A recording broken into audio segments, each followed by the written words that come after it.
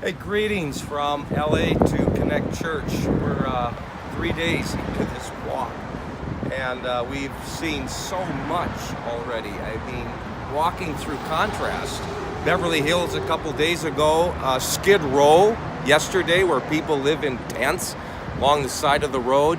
We were downtown LA mostly this morning, and now we're walking due west. 3 days in, I have a long way to go. We hope to reach New York in July. But I want to thank you for your support, for your prayers.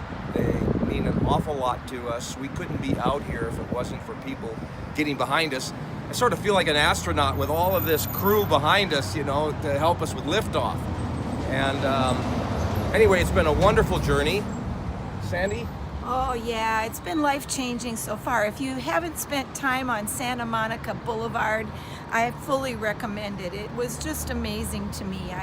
I didn't know that I could have love for people, and yesterday, the love that I needed to have for them, you know what I mean? When you're walking and people you don't even know, they're from different cultures than you are.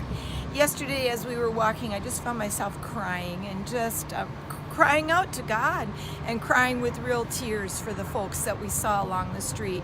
Homeless people, people that are having gender identity issues, just people of all walks of life, and just a crying need for the love of God and for broken family relationships to be healed. I think it probably epitomizes our nation right now.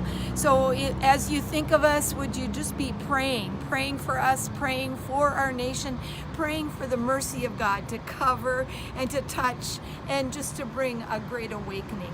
You can also follow us on prayerwalkamerica.com. Is our website, and then we also have a Facebook page. It's Prayer Walk America Appeal to Heaven. So we're just appealing to heaven for the mercy of the Lord to cover our nation and bring a great awakening. Amen. I think walking brings forth a sensitivity to the area that you might not get if you drive. And so as we walked through LA, you could kind of sense different spiritual climates in different places. We walked through a Russian Jewish area that felt a whole lot different than the Latino area. You have the wealthy area, the poor area, as I said before. But one interesting thing that happened, we left on Halloween. I felt in my spirit we should leave on Halloween, not one day earlier or one day later. And it turns out that LA hosts one of their major parades right down Santa Monica Boulevard. It's like a Mardi Gras. And we were there on that route about, I suppose, an hour before the parade. And you could see people coming to participate that were, they were really in a sinful lifestyle. It was obvious. And my heart just goes out. It's like, Lord, there's such a darkness here that needs to be penetrated by light. And so we're just praying that an awakening will come to the greater LA. I mean, it's really needed. Let me just say this too. We went to Azusa Street yesterday. We stood right where that Pentecostal revival kind of exploded and impacted the world with Pentecostalism. And there's nothing there really to indicate that anything had happened except a plaque, an old tattered plaque that says Azusa Street Revival.